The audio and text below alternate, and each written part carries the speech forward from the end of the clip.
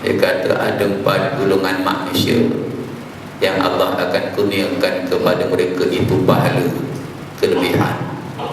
Yang pertama, orang yang mengajar akan ilmu, orang yang menyampaikan ilmu, orang yang mengajar ilmu, diberikan Allah Subhanahu wa ta'ala pahala. Yang kedua, orang yang belajar akan ilmu, orang yang belajar ilmu diberi pahala juga. Kalau kita tak boleh jadi orang yang mengajar, maka kita jadilah orang yang belajar ilmu. Yang ketiga yang diberi pahala disebutkan di situ, iaitu orang yang bertanya tentang suatu ilmu yang dia tidak faham, diberikan kepada mereka pahala. Dan yang keempat, orang yang kasih kepada orang yang mengajar dengan orang yang belajar. Cuma kalau boleh kita jadi orang yang mengajar, kalau tak boleh jadi orang yang belajar. Kalau tak boleh kita jadi orang yang bertanya, kalau tak boleh kita jadi kepada orang yang kasih kepada orang yang mengajar dengan orang belajar. Kalau boleh jangan jadi yang kelima, iaitu jenis kurang ajar. Ni payah. Kalau jadi jenis yang kurang ajar ni payah sikit tuan-tuan. Dan alhamdulillah, ayat yang telah saya bacakan kepada tuan-tuan tadi, Allah menyentuh beberapa perkara dalam surah Saf itu. Allah kata bertasbih kepada Allah itu segala apa yang ada di langit, segala apa sahaja yang ada di bumi, bukan sekadar manusia, sekecil-kecil makhluk, kuman yang begitu halus tu, sampai ke sebesar-besar makhluk, tetap memuji Allah, membesarkan Allah, mengagungkan Allah. Sesungguhnya Dia Tuhan yang maha perkasa, lagi maha bijaksana. Hai orang yang beriman, kenapa kamu selalu cakap sesuatu perkara? Hai orang yang beriman, kenapa kamu selalu sebut sesuatu perkara yang kamu sendiri tak buat? Yang kita semayang tadi, kita baca Maliki Yaumiddin, hanya Engkau lah yang menjadi raja pada hari pembalasan. Semua raja-raja akan mati, semua raja-raja akan meninggalkan dunia. Yang tinggal tak mati satu raja, iaitu Allah. Waktu kalau kita kenal, kalaulah seruan kepada Allah di dunia ni kita tak nak sahut, bagaimana dekat akhirat besok? Dekat dunia dipanggil hayya 'alas salah, hayya 'alal falah. Kadang-kadang masyarakat kita tak ambil kisah bagaimana besok pada hari akhirat, di saat tidak ada talian hayat, nak minta tolong dengan siapa pada ketika itu. Sehingga dikupas dalam kitab Arba'in fi Usuluddin, Al-Imam Al-Ghazali menyebut, dia kata jangan sekali-kali kamu menyebut kalimah Allahu Akbar, melainkan dalam hati kamu benar-benar rasa bahawa Allah ni Tuhan yang maha besar, Tuhan yang maha agung, Tuhan yang maha hebat. Jangan kamu sebut, dia kata kalimah wajjahtu wajhiya lilladzi fataras samawati wal ard, melainkan kamu kena menghadap diri kamu itu kepada Allah, kepada Islam. Keseluruhan hidup kamu tadi kamu menghadap kepada Islam itu sendiri. Jangan kamu sebut kalimah Alhamdulillah, melainkan kamu kena gunakan segala nikmat yang dikurniakan oleh Allah kepada perkara-perkara yang diizinkan, diredai oleh Allah Ta'ala. Seterusnya Allah kata amat besar kemurkaan Allah, kebencian Allah kepada orang yang mengatakan sesuatu sedangkan kamu sendiri tidak melakukannya. Ayat yang ketiga. Ayat yang keempat, Allah kata sesungguhnya Allah menyukai orang-orang yang berjuang untuk tolong agama Allah itu. Allah suka. Kalau tuan-tuan buka seterusnya, ayat itu yang ke-8, yang ke-9, Allah Subhanahu wa ta'ala menyebutkan dalam ayat itu, "Hai orang yang beriman, sukakah kamu," kata Allah, "aku tunjukkan satu perniagaan yang akan dapat menyelamatkan kamu dari azab yang pedih?" Suka tak kamu, kata Allah, aku beritahu kepada kamu suatu amal yang dapat menyelamatkan kamu daripada azab yang pedih, daripada ayat yang ke-10. Ya ayyuhalladzina amanu hal adullukum ala tijaratin tunjikum min adzabin alim tu'minuna billahi wa rasuli wa tujahidu fi sabilillahi bi amwalikum wa anfusikum dzalikum khairul lakum in kuntum ta'lamun. Hai orang yang beriman, sukakah kamu aku tunjukkan satu perniagaan yang mana perniagaan ini akan dapat menyelamatkan kamu daripada azab yang pedih pada hari akhirat, iaitu beriman kamu kepada Allah dan Rasul-Nya. Modal dia iman kepada Allah, iman kepada Rasul-Nya, dan berjihad kamu di jalan agama Allah dengan harta dan jiwa kamu. Itulah yang lebih baik bagi kamu jika kamu mengetahuinya, kata Allah. Nescaya Allah akan mengampunkan dosa-dosa kamu dan memasukkan kamu di dalam syurga yang mengalir di bawah-bawahnya sungai-sungai. Yang itulah kemenangan yang agung. Itu janji Allah dalam Al-Quran itu tadi. Jadi ayat yang ke-6 Allah sebut pula. Allah yang kelima, Allah kata Allah suka orang yang berjuang untuk tolong agama Allah ini. Yang keempat, seperti binaan yang tersusun. Batu ni kalau di atas, ada batu di atas dan ada batu di bawah. Kalau tak boleh jadi batu di atas, cukup kita jadi batu di bawah. Cuma batu di bawah ni tak boleh sombong.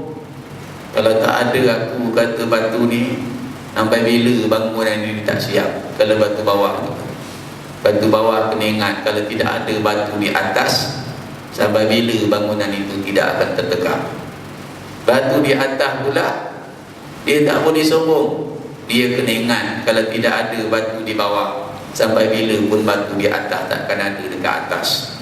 Macam itulah Islam suruh kita berjuang untuk tolong agama Allah.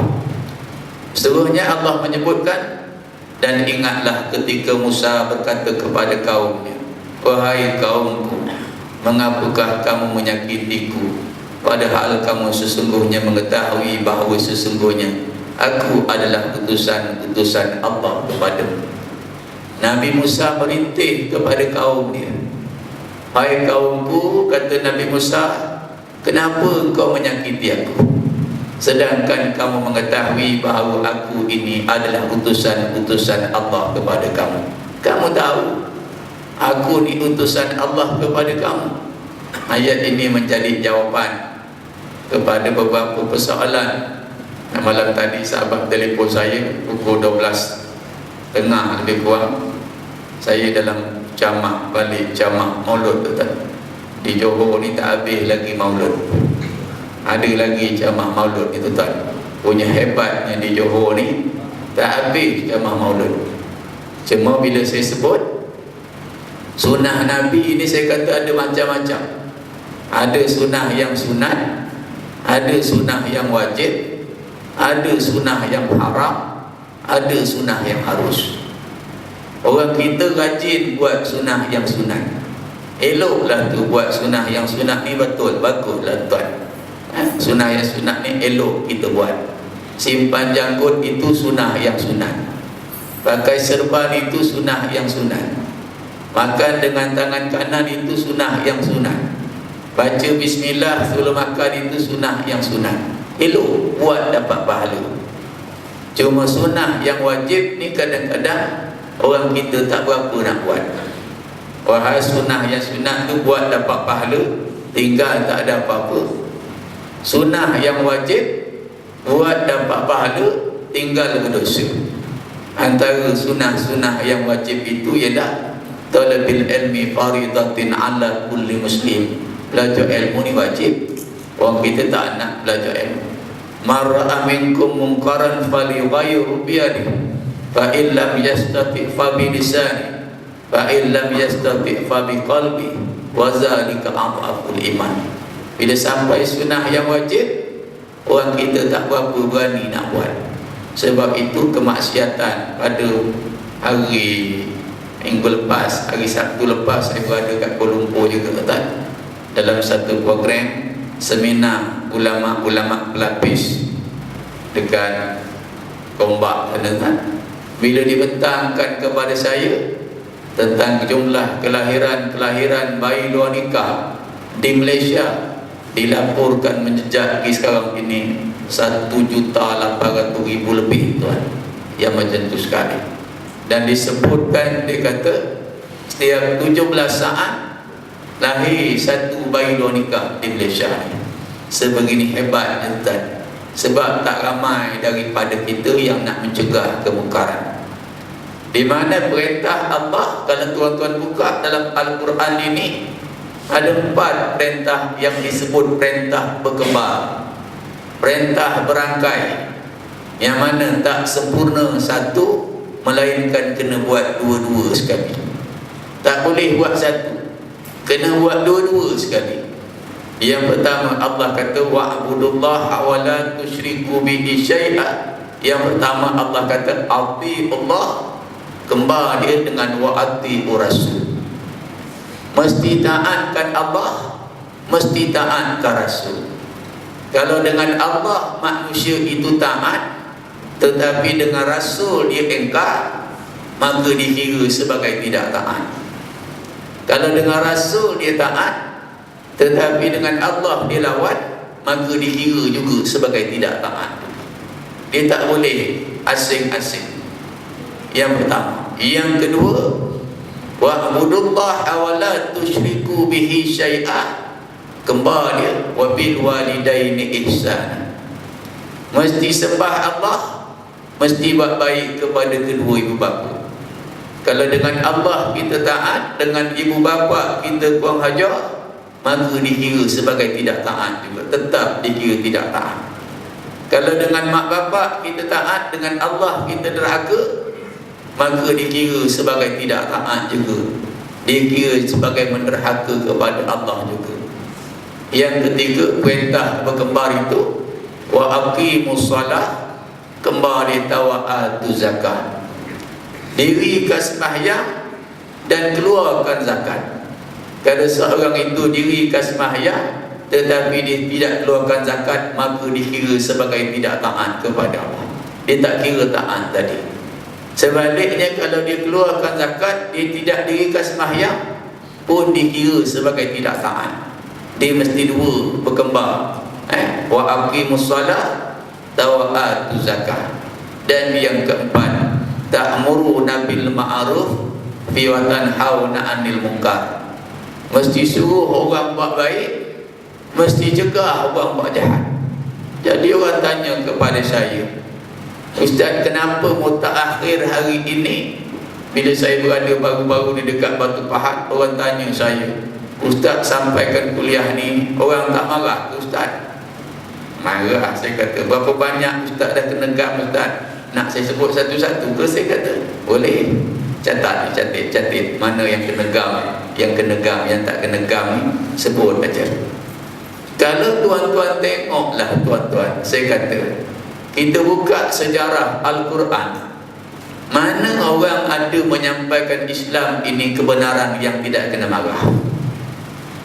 Satu Nabi, satu Rasul yang bila menyampaikan Islam itu, saya kata dia mesti akan menghadapi mehnah, ujian, kesusahan, kepayahan. Nabi Adam ada musuh, Nabi Adam, Idris, Nuh, Hud, Saleh, sampai Nabi Muhammad. Bagaimana kaum Nabi Musa, bagaimana Nabi Isa, bagaimana Nabi Ibrahim, bagaimana Nabi Sulaiman. Mana orang yang bekerja berjuang untuk menolong agama Allah itu, dia mesti menghadapi mehnah, ujian, kepayahan.